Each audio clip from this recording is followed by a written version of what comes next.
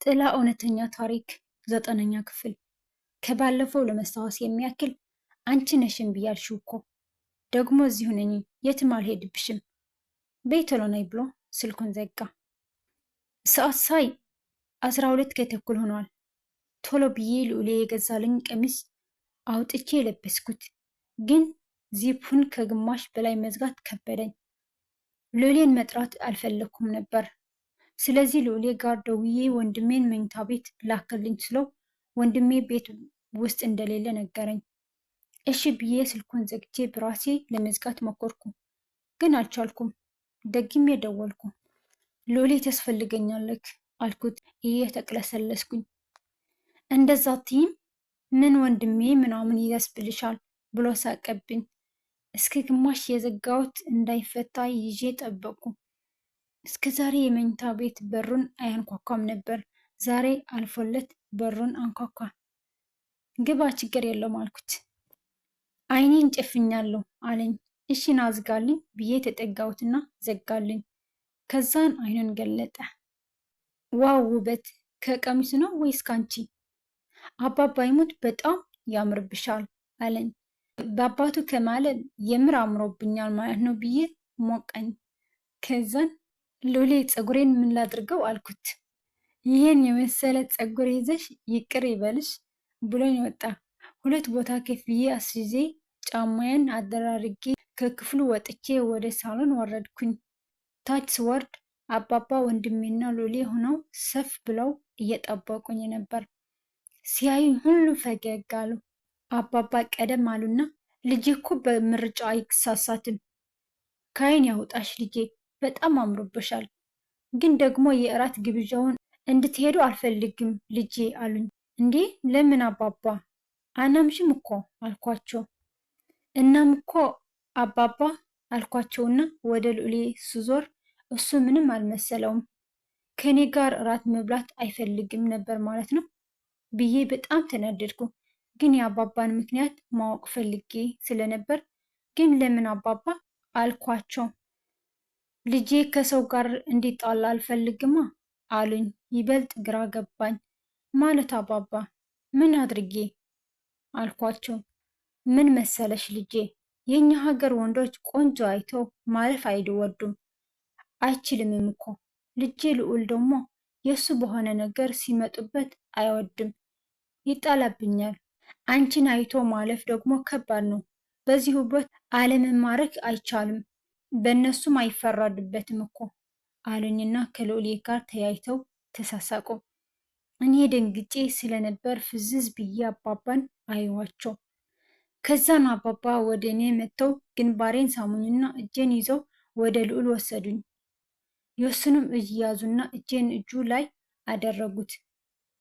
ከዛን አደራ እርስ በራሳችሁ ተጠባበቁ፣ ከማንም ጋር እንዳትጣሉ፣ መኪና እያየክ አሽከርክር ልጄ አሉን። ልዑሌም ቀበል አድርጎ እየሳቀ አታስብ አባባ፣ ሕፃን አይደለንም እኮ ችግር የለውም አለ ልዑሌ። ግን ደግሞ መጠንቀቅ ማንም አይጎዳም፣ ፈሪ የእናቱ ልጅ ነው ይላል አጎቴ። ስለዚህ እሺ አባባ እንጠነቀቃለን አልኳቸውና ተያይዘን ወጣን። ልዑሌ እጄን ለቀቀኝና ቀደም ብሎ ወደ መኪናው ሄዶ የጋቢናውን በር ከፍቶ ቆመ። ቀሚሴ ከኋላ ረጅም ስለነበር በእጄ ሰብሰብ አደረግኩትና መኪና ውስጥ ገባሁ። ልዑሌን ፈጠን ብሎ ወደ መኪናው ገባ። መንገድ ጀመርን። የት ነው የምንሄደው? ሩቅ ነው እንዴ አልኩት። እረ ቅርብ ነው፣ 20 ደቂቃ ብቻ ቢፈጅ ነው አለን። እሺ ብዬ መንገዳችንን ቀጠልን። በነገራችን ላይ ድጋሜ ልንገርሽ፣ በጣም አምሮብሻል። እንደውም ሳስበው እድሌ ሳይሆን ልዕልቴ ልበልሽ እንዴ አለኝ። እኔ ሁለቱም ወድጀዋለሁ፣ በሁለቱም ብትጠራኝ ደስተኛ ነኝ ልዑሌ አልኩት። ስማኝማ ልዑሌ፣ ወይ ልዕልቴ አለኝ።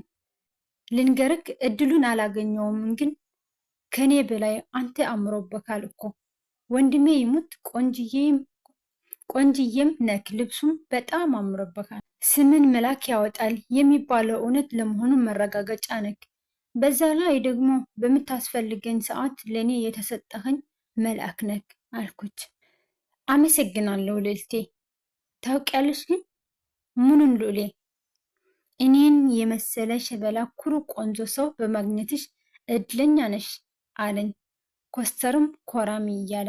በራስ መተማመኑ ወደድኩለት። ግን እኔም ካመጎስኩት ይሞቀዋል ብዬ ራስ ግን እንደ ቆንጆ ነው እንዴ የምታስበው? እኔ እኮ ለሞራልክ ብዬ እንጂ አትመጥነኝም ብዬ ፈገግ አልኩት። መኪናውን ቀጥ አድርጎ አቆመው። አባባ እንደዛ ብለውን ከቤት ስለወጣን የምር የተገለበጠ መስሎኝ ክው ነው ያልኩት። ጮህኩኝ። ሉሌ አንገቱን ደፍቶ በረጅሙ ተነፈሰ። እኔን እሱ እያየው ስለነበር የማወራው ሳያቅ ሰው የገጭ መሰለኝ። ሉሌ ምንድን ነው አልኩት። ዝም አለኝ። ያወራሁት አናዶት መስሎኝ። ሉሌ ስቀልድ እኮ ነው። ወንድሜ ይሙት ቆንጆ ነክ። አንተም በማግኘቴ እድለኛ ነኝ ከማንም በላይ። ሉሌ ምን ሆነክ ነው አልኩት። አሁንም ዝም አለኝና የመኪናውን ፍሬን መያዣ ላይ ወደቀ። ጮህኩኝ። ሉሌ ሉሌ፣ እኔ እኮ የምወደው ሰው አይበረከትልኝም። አንተም ጥለኸኝ ልትሄድ ነው ብዬ አለቀስኩ። ሉሌ ሉሌ ብዬ አቀፍኩ። እረ ይቅር ይበልሽ፣ አልሞትኩም እኮ ደግሞ እኔ መቼም ጥዬሽ አልሄድም። ምን ያክል እንደምትወጂኝ ለማወቅ ፈልጌ ነው ይቅርታ ብሎ እንባዬን ጠራረገልኝና ግንባሬን ሳመኝ። ምን ያህል ደንግጬ እንደነበር እኔኛ ፈጣሪ ነን የምናውቀው። ደደብ ነህ፣ ጨካኝ፣ የማትረባ ቀሽም ነክ፣ እንዳታናግረኝ ብዬ ፊቴን እየጠረኩ ከመኪናው ወረድኩኝ። ደግነቱ ቅላቴ ይበቃኛል ብዬ ሜካፕ አልተቀባሁም ነበር እንጂ ጉድ ነበር። እንዴ አማራረሽ እንዴ እድል ልዕልቴ፣ እረ በአባባ ሞት እያለ ተከተለኝ። ሰዓቱ ሄደዋል፣ ጨለማ ነው። በዛ ላይ ጭር ያለ ቦታ ነው። ንዴት ላይ ስለነበርኩ ፍርሃት የሚባል አልተሰማኝም። በደመ ነፍስ እጓዛለሁ። ሉሌ ስም እየቀያየረ ይጠራኛል። አልቆምም ብዬ ሩጫ በተቀላቀለበት እርምጃ መሄድ ጀመርኩኝ። አልበላም፣ አልፈልግም። ልትጋብዘኝ ካልፈለግ እኮ እንመለስ ማለት ትችላለክ። እኔን ማስደንገጥ አይጠበቅብህም። ገባህ ብዬ ጮኩበት። ግን እንባዬ አመለጠኝ። ያገኙትን ማጣት ምን ያህል ከባድ እንደሆነ ስሜቱን አውቀዋለሁ። መኖርን እንዲጠሉ ነው የሚያደርጋቸው። የበታችነት ስሜት ይሰማቸዋል። ብቸኝነት ይሰማቸዋል። ብቻው ብዙ ነገር ይሰማቸዋል። ስሜቱን በሚገባ አውቃለሁ። እኔ ደግሞ እድለ ቢስ ነኝ። አባቴን አጥቼ ሀዘኔን ሳልጨርስ ውለታዋን እከፍላለሁ ያልኳት እናት ሞተች። በእኔ ቦታ ብትሆኑ ምን ታድርጋላችሁ? እረ ልዕልት፣ በአባባ ሞት እንደዛ አትበይ። እኔ እኮ ፕራንክ ላድርግሽ ፈልጌ ነው። ምን ያክል ትደነግጣለች የሚለውን ለማየት ነው። ሌላ ነገር አስቤ አይደለም አለኝ። እኔን ካንተ በላይ የሚያውቀኝ አለ? ሞትን እንዴት እንደምጠላውና እንደምፈራ በሚገባ ታውቃለህ። እንዳትከተለኝ፣ እንደውም እራቱንም አልበላም። ከፈለግ ሄደክ በልተክና ብዬው መንገዴን ቀጠልኩ። ድንገት ከየት መጣ ሳልለው ከፊቴ ቀድሞ ግንባሬን ግጥም አድርጎ ሳመኝ። በፈጣሪ ስም ደነገጥኩኝ። ሰውነቴ ተንቀጠቀጠ። ፊልም ላይ እያየው ይመስሎኝ ነበር። በጣም ነው የተገረምኩት። ማደንዘዣ እንደተወጋ ሰው ዝም ብዬ ግትር አልኩኝ። ያ ሁላ ንዴት የት እንደገባ እራሱ አላውቅም። ትንሽ ቆይቶ ለቀቀኝና ወደ ራሱ ጎተት አድርጎ አቀፈኝ። ዝም ብዬ ታቀፍኩለት። እሱም ደንግጧል። ከኔ ስድብና ቁጣ እየጠበቀ ነበር መሰለኝ። ሳትቀድመኝ ብሎ ልዕልቴ፣ በእግዚአብሔር ይቅርታ አድርግልኝ። ለኔ ያለሽን ፍቅር ሳይ ንዴትሽን ካበረደው ብዬ ነው። ደግሞ በማንኛውም ፍቅረኛሞት መሀል ያለ ነው እኮ እንዳታኩርፊኝ አለኝ። ታፈቅረኛለክ አልኩት። ከምታውቂ በላይ አለኝ። ቃል ትገባለክ? አባባይም አለኝ። መልሼ ሳምኩትና በሀፍረት ደረቱ ላይ ልጥፍ አልኩኝ። አቀፈኝ። ቀና ብለሽ እይኝ፣ ገበናዬ ነሽ ገባሽ አይደል ብሎ 1 ደቂቃ የሚሆን እዛ ጨለማ ውስጥ እንደ ፊልም አክተር በሞራል ተቃቅፈን ቆምን። ከዛንም ነይ በቃ ብሎ እጄን ይዞ ወደ መኪና ወሰደኝና መንዳታችንን ቀጣልን። ቀና ብዬ አይኑን ማየት ፈራሁ። እሱ ደግሞ እኔ ብቻ ካላየሽኝ እየተባባልን ሄድን። 20 ደቂቃ ያለኝ መንገድ 1 ሰዓት ሊሆነን ነበር። እንደዛም ሆኖ የወንዝ ዳርቻ ጭር ያለ ቦታ ደረስን። በእርግጥ በጣም ቆንጆ ነው፣ ግን ማንም ሰው የለም። ምንድን ነው ሉሊ አልኩት። ባለፈው አምንካለሁ ብለሽኛል አይደል? አዎ፣ ግን ምን ያገናኘው አልኩት። ያገናኘዋል። ከልብሽ ካመንሽኝ ተከተይኝ ብሎ እጁን ዘረጋ። ምን እንዳያድርገኝ ነው ብዬ አንዴ አምኜው እዚህ ድረስ መጥቻለሁ ብዬ አሰብኩና እጄን ሰጠሁት። በውሃው ዳር ላይ ቀጥታ ይዞኝ ሄደ። ወዴት እንደሚወስደኝ አላውቅም። ፍቅር እውር ነው የሚባለው እኮ ለዚህ ነው። እንደዛ ጨለማን የምፈራ ወንድ ልጅ የማላምን ልጅ በዚህ ጭር ባለ ቦታ ልዑሌን ተከተልኩት። የሆነ ሰዓት ላይ ግን ከሩቅ ብዙም ያልደመቀ ብርሃን ታየኝ። ኡፍ ተመስገን ሰው አለ ብዬ ተጽናናሁኝ። ሎሌም ወደ ብርሃኑን ይሄዳል፣ እኔ እከተለዋለሁ። ብቻ በስተመጨረሻ ቦታው ላይ ደረስን፣ ግን ማንም ሰው አልነበረም። ከሩቅ ያየሁት መብራት ደብዛዛ ነው፣ ምን እንዳለ አያሳይም። ቦታው ላይ ስንደርስ ከየት እንደመጣ ባላውቅም አካባቢው እንዳለ መብራት ተጥለቀለቀ። የሚያምር ቦታ ነው። ብዙ መብራት፣ ዲም ላይቶች፣ የምግብ ጠረጴዛ፣ የወይን ጠርሙስ፣ ቀይ አበባ፣ የተከደኑ ምግቦች፣ ብቻ ሁሉም ነገር አለ። ደስታ ሊገድለኝ ነበር። ልዑሌ መጥቶ ልዕልት ሆይ እባክዎን እጆን ይስጡኝ ብሎ እጁን ዘረጋ። እኔም እጄን ሰጠሁትና እጄን ይዞ መሬቱን ባሳመረው በቀይ አበባ ላይ ወደ ምግብ ጠረጴዛውን ወሰደኝና ወንበሩን ጎተት አድርጎ እባክዎን ይቀመጡ ልዕልት ሆይ አለኝ።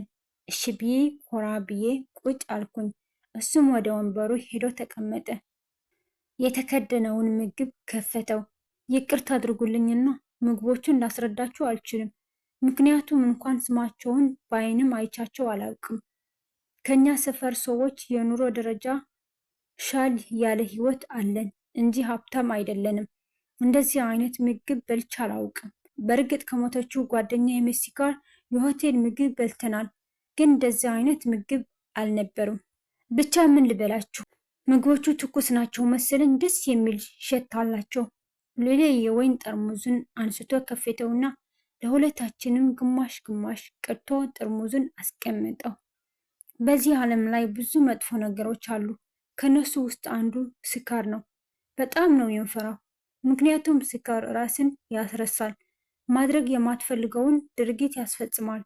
መሆን የማትፈልገውን ሰው ያደርጋል። ምክንያቱ ስካር ራስ ያስረሳል።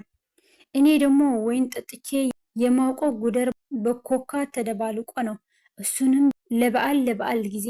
ለዛ ነው የፈራሁት። ሎሌ ምግቡን እንድጀምር ነግሮኝ ለራሱ ሳይጎርስ የመጀመሪያውን ጉርሻ ለእኔ አጎረሰኝ። እኔም አጎረስኩት። ለየት ያለ ምግብ ነው። እየበላን እያለ የፈራሁት ሰዓት ደረሰ። ሎሌ እጁን ወደ ወይን የቀዳበት ብርጭቆ ላከ። ችሪፕ ዝሎ እንድጠጣ እንደሚያደርገን አውቃለሁ። አልጠጣም ካልኩኝ አታምኝም፣ ምን እንዳላድርግሽ ነው ብሎ እንደሚያኮርፍ አውቃለሁ። ስለዚህ አንዴ እምነቴ ሰጥቻለሁ። ልክ እንዳሰብኩት ነው ያደረገው። ብርጭቆውን አንስቶ ወደ እኔ አስጠጋው። አማራጭ አልነበረኝም። ብርጭቆዬን አንስቼ አጋጨው። ችርስ ተብሎ አይቀመጥም። ስለዚህ ቀመስኩ። ምግባችንን እየበላን ወይኗን እየቀመስን ነበር። ምግባችንንም ወይናችንንም እኩል ጨረስን። ሎሌ ሶፍት አንስቶ አፉን ጠራረገ። እኔ ስለምን ይቅርብኝ ብዬ ሶፍት አንስቼ አፌን እና እጄን ጠራረኩኝ። ምን አስቦ እንደሆነ ባላቅም ሎሌ ከቅድሙ ጨመር አድርጎ ወይን ቀዳልኝና ብርጭቆውን ይዞ ተነሳ። ምን ነው አልኩት። ተከተይኝ ብሎኝ ወንዙ ዳር ብርጭቆውን አስቀምጦ መጣና ጫማና ካልሲውን አውልቆ ከጠረጴዛው ስር አስቀምጦት ተመልሶ ወንዙ ዳር ሄዶ ቁጭ አለ። ደግሞ እኮ ሱፍ ነው የለበሰው። ምን አገባኝ ብዬ እኔም አዲስ በገዛልኝ ቀሚስ አሸዋው ላይ ቁጭ አልኩኝ። ሰማዩ ላይ ኮከብ የሚባል የለም ነበር። ልዑሌ ሙድ እየያዘ ነው መሰለኝ። አንቺ ማለት ለእኔ ልክ እንደዚህ ሰማይ ነሽ አለኝ። ክትክት ብዬ ሳኩኝና እንዳትፈላሰፍ፣ እዚህ ሰማይ ላይ ምንም ኮከብ የለም አልኩት። ፊልም ላይ ሰማይ እያዩ እንደሚፈላሰፉት እንዳይፈላሰፍብኝ ብዬ። እንዴት አትይም አርፈሽ አለኝ። ደስ ይበለው ብዬ እንዴት ሎሊ አልኩት። ሰማዩ ለምን ጭር እያለ ይመስልሻል? ኮከብ ስለሌለው ባዶ ሰማይ ስለሆነ አልኩት። ደግሞም ልክ ነኝ። በትክክል ጥሩ መልስ። አየሽ ሰማይ ኮከብ ስለሌለው ዋና ሆነ። እሱን እያየን እንዳንመሰጥ አደረገን። በእርግጠኝነት የምነግርሽ በኮከቦች እና በጨረቃ ቢታጀብ ኑሮ እነሱ እያየን ሰማይ እንወደው ነበር አለኝ። ምን ለማለት እንደፈለገው ስላልገባኝ አዎ ልክ ነህ፣ ግን ከእኔ ጋር ምን አገናኘው ብዬ ጠየቁ። ይገናኛል እንጂ አንቺ ለእኔ ሰማዩም ጨረቃም ነሽ። ምክንያቱም እንደ ሰማይ ያልኩሽ አንቺ ከሌለሽ እኔ ልክ እንደዚህ ሰማይ ጭር እላለሁ። ደምቄ ልታይ አልችልም። እንደ ጨረቃም ደግሞ ጨረቃዎች ቢኖሩ ይህን ሰማይ ልንወደው እንደምንችለው ሁሉ አንቺ ከአጠገቤ እስካለሽ ድረስ ህይወቴን አብዝቼ እወደዋለሁ። የመኖር ፍላጎቴን እጨምራለሁ። ገባሽ አይደል አለኝ። ሲያወሩ ላለመሳቅ ስሞክር ነበር። ገባሽ አይደል ብሎ ሲያየኝ ግን መቆጣጠር አልቻልኩም። ክትክት ብዬ ሳኩኝ። ችግር አለብሽ እኮ እኔ ቁም ነገር እያወራው አንቺ ትስቂያለሽ። ድሮስ አንቺን ሰው ብዬ የልቤን ማውራቴ አለኝ። እረ ሎሌ ደስ ብሎኝ እኮ ነው አልኩት ወደሱ ጠጋ ብዬ። ውድና የተከበራችሁ የጥላ እውነተኛ ታሪክ ተከታታዮች 9ኛ ክፍል በዚህ ተቋርጧል። በ10ኛ ክፍል ያገናኘን። እስከዛ መልካም ቆይታ ይሆንላችሁ።